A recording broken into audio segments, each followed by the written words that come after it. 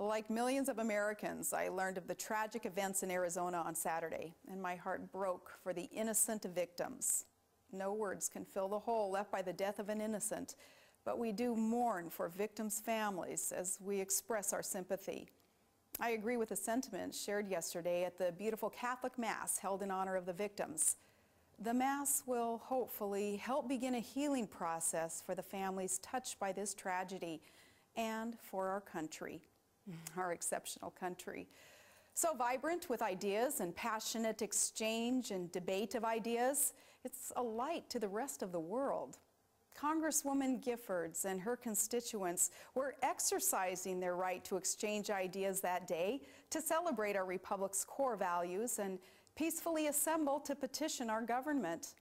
It's inexcusable and incomprehensible why a single evil man took the lives of peaceful citizens that day. Well, there's a bittersweet irony that the strength of the American spirit shines brightest in times of tragedy. We saw that in Arizona.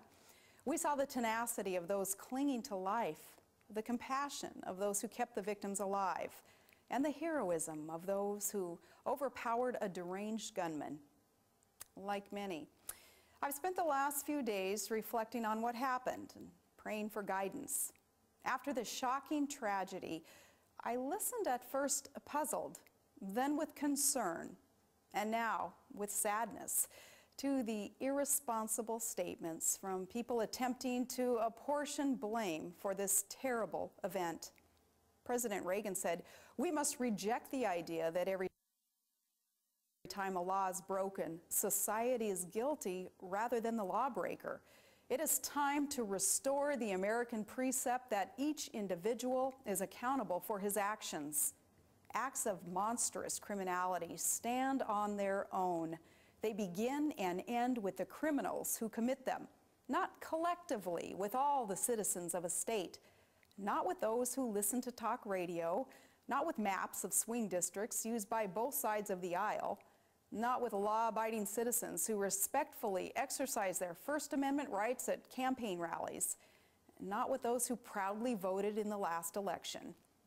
The last election was all about taking responsibility for our country's future."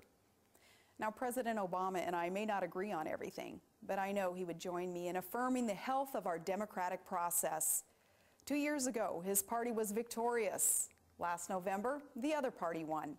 In both elections, the will of the American people was heard, and the peaceful transition of power proved yet again the enduring strength of our republic. Vigorous and spirited public debates during elections are among our most cherished traditions. And after the election, we shake hands and we get back to work. And often both sides find common ground back in D.C. and elsewhere. If you don't like a person's vision for the country, you're free to debate that vision.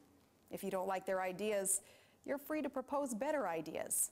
But especially within hours of a tragedy unfolding, journalists and pundits should not manufacture a blood libel that serves only to incite the very hatred and violence that they purport to condemn. That is reprehensible. There are those who claim political rhetoric is to blame for the despicable act of this deranged, apparently apolitical criminal. And they claim political debate has somehow gotten more heated just recently. But when was it less heated? Back in those calm days when political figures literally settled their differences with dueling pistols? In an ideal world, all discourse would be civil and all disagreements cordial. But our founding fathers knew they weren't designing a system for perfect men and women. If men and women were angels, there would be no need for government. Our founders' genius was to design a system that helped settle the inevitable conflicts caused by our imperfect passions in civil ways. So we must condemn violence if our republic is to endure. As I said while campaigning for others last March in Arizona during a very heated primary race, I said we know violence isn't the answer. When we take up our arms, we're talking about our vote. Yes, our debates are full of passion, but we settle our political differences respectfully at the ballot box. as we did just 2 months ago, and as our republic enables us to do again in the next election and the next. That's who we are as Americans and how we were meant to be. Public discourse and debate isn't a sign of crisis, but of our enduring strength. It is part of why America is exceptional. No one should be deterred from speaking up and speaking out in peaceful dissent.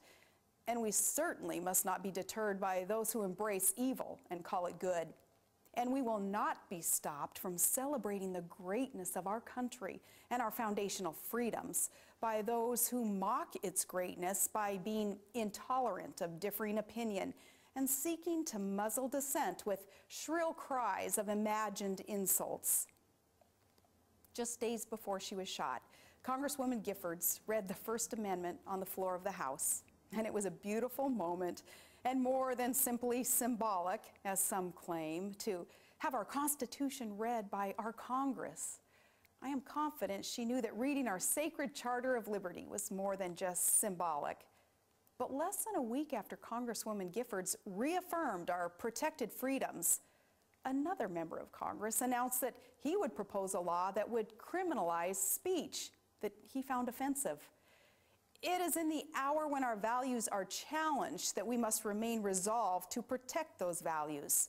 Recall how the events of 9/11 challenged our values, and we had to fight the tendency to trade our freedoms for perceived security.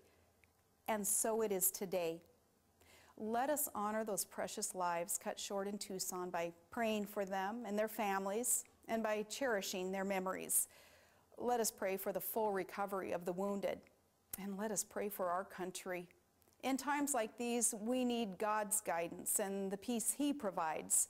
We need strength to not let the random acts of a criminal turn us against ourselves or weaken our solid foundation or provide a pretext to stifle debate. America must be stronger than the evil we saw displayed last week. We are better than the mindless finger-pointing we endured in the wake of the tragedy. We will come out of this stronger and more united in our desire to peacefully engage in the great debates of our time, to respectfully embrace our differences in a positive manner, and to unite in the knowledge that though our ideas may be different, we must all strive for a better future for our country. Yes, may God bless America.